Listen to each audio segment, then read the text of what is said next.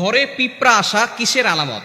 আমাদের অনেকের ঘরে পিঁপড়া আসে, আবার পিঁপড়া চলেও যায়, কিন্তু যখন পিঁপড়া আসে তখন আমরা একেবারে অসহ্য হয়ে যাই এবং অনেকভাবে পিঁপড়াকে আমরা দুনিয়া থেকে বিদায় করে দেই। অনেকে গরম পানি ঢেলে দিয়ে পিঁপড়াকে মেরে ফেলে, অনেকে বিভিন্ন মেডিসিন দিয়ে পিঁপড়াকে মেরে ফেলে।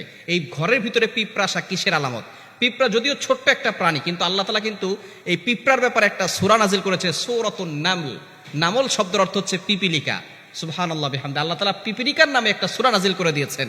এবং সুলাইমান আলাইহিস সালাম যখন তিনি বাচ্চা ছিলেন তখন এই পিপিলিকার একটা ঘটনা আল্লাহ কোরআনে বলে দিয়েছেন। কোরআন খুলেন 19 নম্বর পারা 17 নম্বর পৃষ্ঠার 2-3 নম্বর লাইন, সূরাতুন নামলের 18-19 নম্বর আয়াত আল্লাহ বলছেন, হাত্তা ইদা আতাউ আলা ওয়াদিন নাম ক্বালাত নামলাতু ইয়া আইয়ুহান নামলু দুখুলু মাসাকিনাকুম লা ইয়াহতিমান্নাকুম সুলাইমান ওয়া জুনুদুহু ওয়া হুম লা ইয়াশউরুন।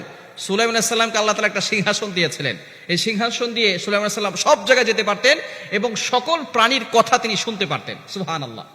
একজন বাচ্চা পৃথিবীতে এমন ছিল যিনি সারা পৃথিবীর সকল প্রাণীদের ভাষাও বুঝতেন এবং সারা পৃথিবী শাসন করেছেন। তিনি ছিলেন হযরত সুলাইমান আলাইহিস সালাম। এই সুলাইমান আলাইহিস সালাম তার এই দলবল নিয়ে সেখান থেকে যাচ্ছিলেন এক রাস্তা দিয়ে। তখন যে পিপিলিকার নেত্রী ছিল তিনি একজন নারী পিপিলিকা ছিল।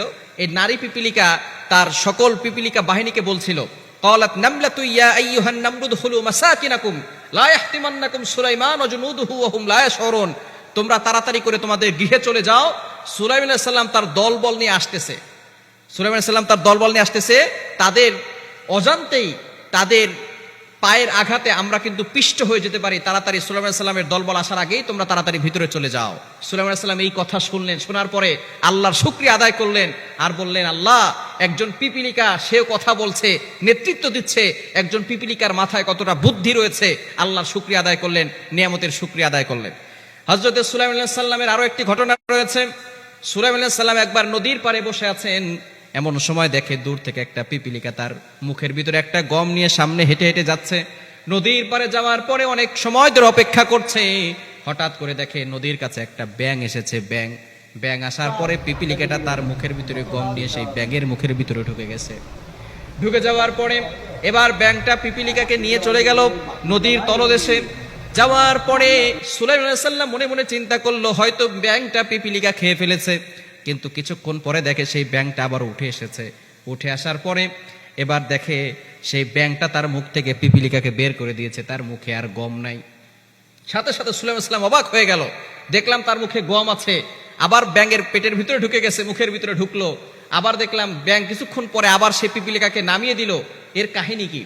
সরাসরি সুলাইমান আলাইহিস সালাম সেই পিপিলিকাকে জিজ্ঞেস করলো, পিঁপড়া, তুমি দেখলাম একটা গম নিয়ে গেলে, আমি মনে করেছি তোমাকে ব্যাঙ খেয়ে ফেলেছে, কিন্তু তোমাকে তো খায় নাই, তুমি সেই গম কি করেছো? এবার পিপিলিকা জবাব দিচ্ছে, আল্লাহর পয়গম্বর, আমাকে আল্লাহ তাআলা একটা দায়িত্ব দিয়েছেন। এই নদীর তলদেশে একটা পাথর আছে, সেই পাথরের নিচে একটা পোকা আছে, সেই পোকাটা হচ্ছে অন্ধ। আল্লাহ পাক রব্বুল আলামিন আমাকে অর্ডার দিয়েছে 3 বেলা তার জন্য আমি একটা গম করে নিয়ে যাব, এবং আমাকে সাহায্য করার জন্য আল্লাহ তাআলা ব্যাঙকে পাঠিয়েছেন। সেই ব্যাঙ আমাকে নিয়ে যাচ্ছে এবং আমরা দুইজনে মিলে তার জন্য খাবার, সেই গমটা তার জন্য এক বেলার খাবার দিয়ে আসি।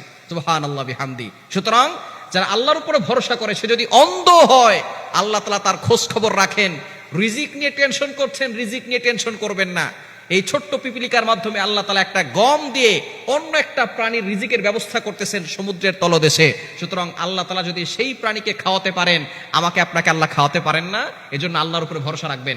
আল্লাহর উপর ভয় রাখবে, আল্লাহর তাওয়াক্কুল এবং আল্লাহর ভয় অন্তরে ফিট করবে, তাদের জন্য আল্লাহ তাআলা রিজিকের ব্যবস্থা করে দিবেন। সুতরাং এই পিপিলিকা হচ্ছে, যেই ঘরে যায় সেই ঘরে খাদ্য থাকে। এই জন্যই পিপিলিকা আসে, খাদ্য খাওয়ার পরে তারা চলে যায়।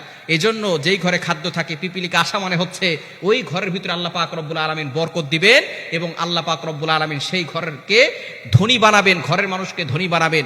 এই জন্য পিপিলিকা ওই ঘরের ভিতরে আসে। পিপিলিকা আসা এটা বরকতের লক্ষণ, এটা কিন্তু খারাপ লক্ষণ নয়। বরকত নিয়ে পিপিলিকা আসে। এই পিঁপড়াকে যদি আপনাকে ক্ষতি করে তাহলে আপনি মারতে পারবেন, যদি ক্ষতি না করে তাহলে পিপিলিকাকে আঘাত করবেন না। এটাও আল্লাহর প্রাণী। আল্লাহর কোনো প্রাণীকে ক্ষতি যদি না করে তাহলে আপনি আক্রমণ করবেন না।